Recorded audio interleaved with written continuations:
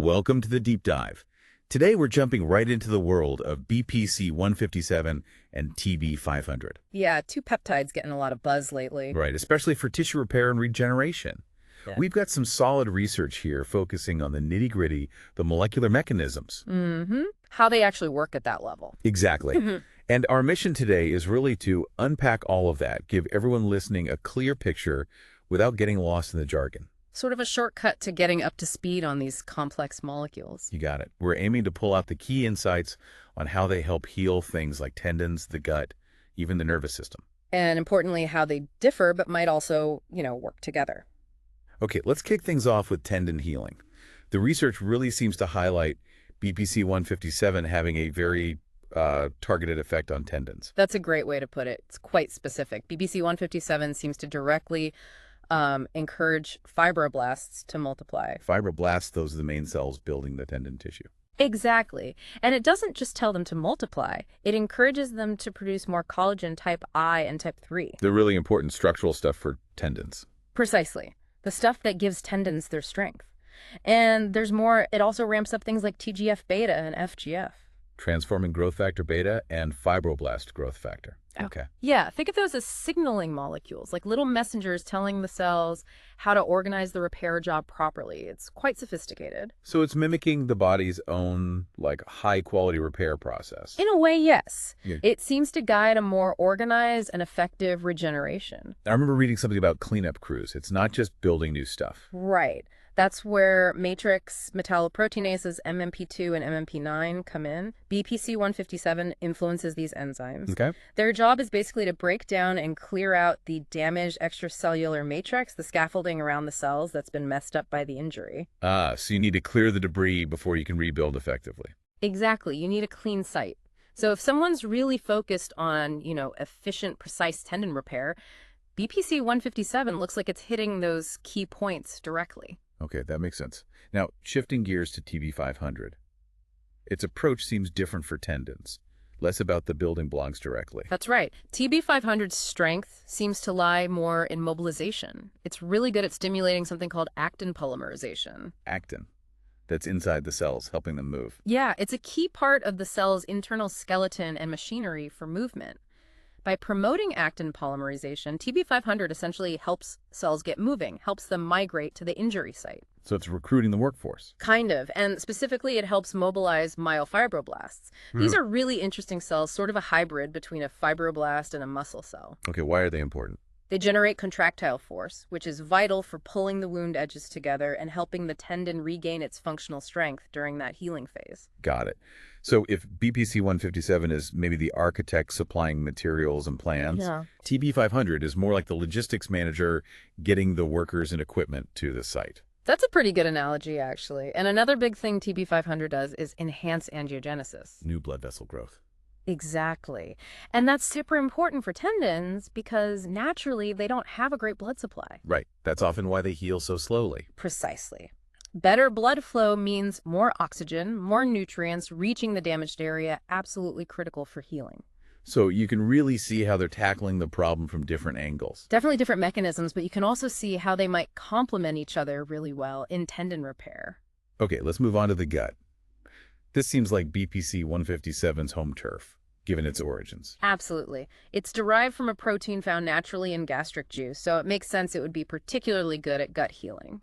So what does it actually do in the gut? Well, it's shown to speed up the healing of things like ulcers and other damage to the intestinal lining, the epithelium. A key mechanism involves restoring the gut barrier integrity. It does this by influencing tight junction proteins. The mortar between the gut lining bricks. Things like occludin and zonulin. Exactly those. When those junctions weaken, you get leaky gut. BPC-157 seems to help reinforce those connections, tightening up the barrier. And it's not just structural repair, right? There's an inflammation angle, too. Yes, definitely. It seems to have anti-inflammatory effects. One way is by inhibiting NF-kappa. That's a major inflammation pathway trigger. A very central one, yes. And it also helps balance nitric oxide production, nudging it away from the pro-inflammatory INOS pathway and towards the more protective ENOS pathway. So it's calming things down while patching things up. Precisely. creating a better environment for healing. And here's something really interesting. It also seems to support the enteric nervous system. The second brain in the gut. That's the one. The network of nerves controlling digestion. So BPC-157 might actually help with gut motility, overall digestive function. That's a potentially big deal. Wow, okay. That goes beyond just simple barrier repair. What about TB-500 in the gut? Is it relevant there? It's probably less of a primary gut healer compared to BPC-157. It doesn't seem to have that same specific affinity for the gut lining. But maybe indirect benefits. Potentially, yes. Its general ability to reduce systemic inflammation could certainly help calm things down overall, which would benefit the gut. And its role in promoting blood vessel repair and epithelial repair in general could offer some support. So more of a supporting player in the gut context, perhaps. That seems like a reasonable way to look at it. It might contribute synergistically, but BPC-157 looks like the main star for direct gut repair based on current understanding. Okay, let's shift to the brain and nervous system. This is where things get really fascinating, I think. BPC-157 shows neuroprotective qualities. Yes, the data, mostly from animal studies so far, is quite intriguing. It suggests BPC-157 can help protect neurons from excitotoxicity. Damage from being overstimulated. Exactly. And it also seems to reduce the negative effects of traumatic brain injury in these models. How does it do that? Well, part of it might be its interactions with major neurotransmitter systems, dopamine, serotonin, GABA. This hints at potential roles in mood, maybe even neurodegenerative conditions, though that's still speculative. Right. And you mentioned something about neurite outgrowth. That sounds important. Extremely important. Neurites are the projections from neurons, axons, and dendrites that let them talk to each other. Neurite outgrowth is the process of these growing and forming connections. So literally building communication lines in the brain. Essentially, yes. This process is absolutely fundamental for neuronal regeneration after injury and for synaptic plasticity, the brain's ability to learn, adapt, and rewire itself. So BPC-157 might not just protect neurons, but help rebuild circuits. That's the potential implication, yes. It could be facilitating that structural and functional recovery at a synaptic level. Okay, that's pretty profound. What's TB-500's role in the nervous system? More structural. That seems to be its main angle, yes. It plays a role in supporting remyelination. Repairing the myelin sheath, the insulation around nerve fibers. Correct. It seems to do this by boosting the activity of oligodendrocytes, the cells that actually make myelin. Healthy myelin is crucial for fast nerve signal transmission. What else does it do in the brain? It also encourages neural progenitor cells to migrate.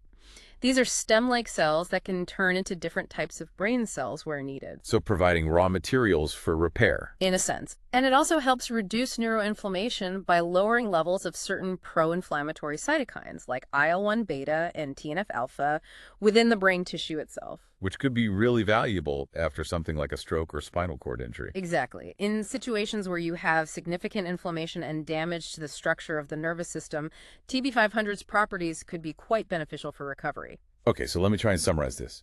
BPC-157 seems like the specialist really strong in the gut, targeted for tendon repair, plus these interesting neurochemical effects.